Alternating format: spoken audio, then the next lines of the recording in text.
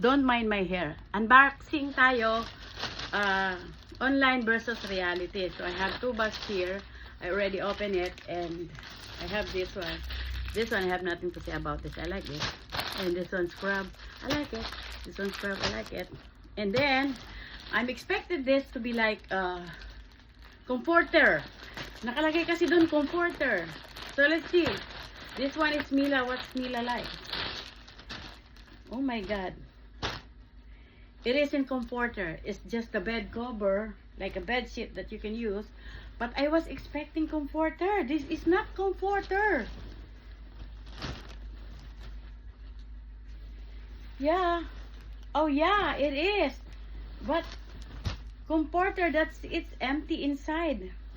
You need to put something inside. Oh my Lord, how can it be? Ayan. Maganda naman siya.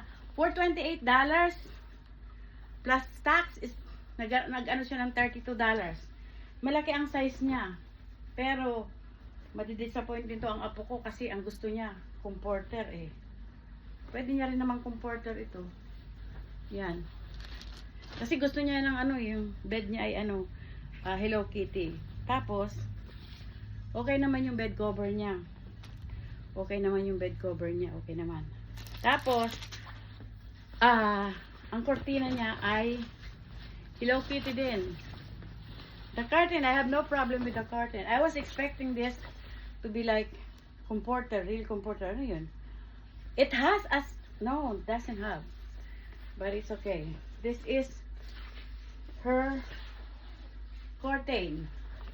I got her 4 pieces since this one is not really wide, but it can darken your room. So I got her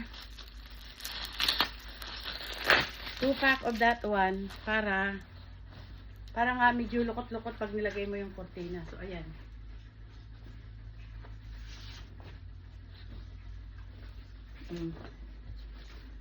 Maganda naman siya, okay naman siya.